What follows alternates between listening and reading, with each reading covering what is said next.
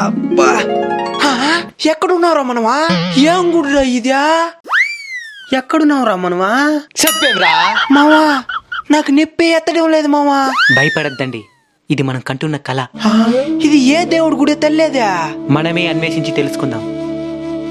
మావా శిలాశాసనం మావా. దీని చదివితే గుడి వివరాలు తెలుస్తున్నాం, చదువా.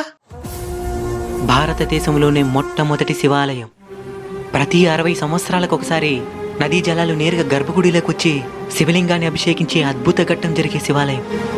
సంవత్సరంలో ఒకసారి సూర్యకిరణాలు నేరుగా గర్భగుడిలో ఉన్న శివాలయం మీద పడేలా ఏర్పాటు చేయబడిన శివాలయం. ఆర్కియాలజీ డిపార్ట్మెంట్ ని ఆశ్చర్యపోయేలా చేసిన శివాలయం. త్రిమూర్తులు ముగ్గురు ఒకే శివలింగం మీద కొలువై ఉన్న శివాలయం. ఈ ఆలయంలోని శివలింగాన్ని ఏ పదార్థంతో తయారు చేశారో ఇంతవరకు ఎవరూ కనిపెట్టలేదు. భూమి మీద ఉండే ఏ పదార్థంతోనూ ఇక్కడుండే శివలింగం సరిపోలడం లేదు. 2600 సంవత్సరాల అతి ప్రాచీన ప్రసిద్ధ శివాలయం. సాక్షాత్తు పరశురాముడి చేతుల మీదుగా పూజలందుకున్న ప్రసిద్ధ శైవ క్షేత్రం గుడిమల్లం శివాలయం. మామా వింటుంటేనే గూస్ బంప్స్ వస్తున్నాయి మామా. శివయ్యని దర్శించుకుందాం పదా. నాకు ఒక కళ వచ్చింది. గుడిమల్లం శివాలయం. గుడిమల్లం ఎక్కడుందో గూగుల్లో సెర్చ్ చెయ్యా. తిరుపతికి 25 కిలోమీటర్ల దూరంలో ఏర్పేట మండలం గుడిమల్లం గ్రామంలో ఆ శివాలయం ఉంది. వెళ్దాం పదండి. ఆల్రెడీ గుడిమల్లంలో బ్రహ్మోత్సవాలు జరుగుతూ ఉన్నాయి. దానికి సంబంధించిన వివరాలు ఈ పాంప్లెట్ లో చూడొచ్చు. మేము వెళ్ళి దర్శించుకున్నాం, మీరు వెళ్ళి దర్శించుకోండి. ఆ శివయ్య అనుగ్రహాన్ని పొందండి. ఓం నమః శివాయ.